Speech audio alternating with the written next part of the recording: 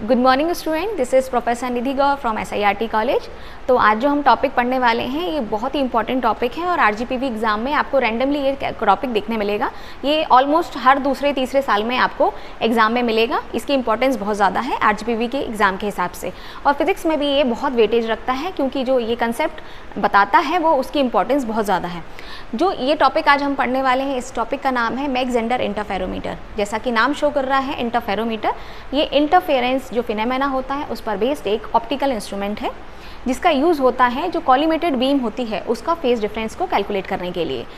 इस टॉपिक को हम दो पार्ट में पढ़ेंगे। पहला टॉपिक होगा इसका कंस्ट्रक्शन, जिसमें हम इसके कंस्ट्रक्शन के बारे में बात करेंगे कि इसमें कौन कौन सी चीज़ें किस तरह से प्लेस हैं और क्यों प्लेस हैं, और इसके दूसरे पार्ट में हम इसको देखेंगे कि इसकी वर्किंग क्या है।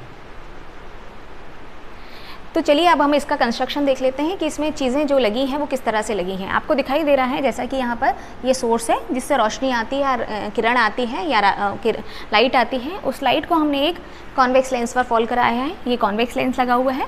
इस वाले जो मैक जेंडर इंटरफेरोमीटर है इसमें दो बीम स्प्लिटर आपको दिखाई दे रहे हैं और इसमें दो मिरर्स आपको दिखाई दे रहे हैं। तो इन जो बीम स्प्लिटर होते हैं और जो मिरर्स होते हैं इनकी प्लेसिंग इस तरह करी गई है कि एक दूसरे के साथ ये 90 डिग्री पर, अगर रे रिफ्लेक्ट होती है तो 90 डिग्री पर रिफ्लेक्ट हो। जो बीम स्प्लिटर आपको B1 दिखाई दे रहा है, इसको हमने, इसका जो फ्रंट सरफेस है इस पर हमने डाई इलेक्ट्रिक मटेरियल की कोटिंग कर रखी है या इसको पॉलिश कर रखा है। और जो बीम स्प्लिटर 2 दिखाई दे रहा है आपको, इस पर हमने सरफेसिंग मतलब बैक जो सरफेस है इस पर हमने इसमें डाई इलेक्ट्रिक मटेरियल की पॉलिशिंग कर रखी है।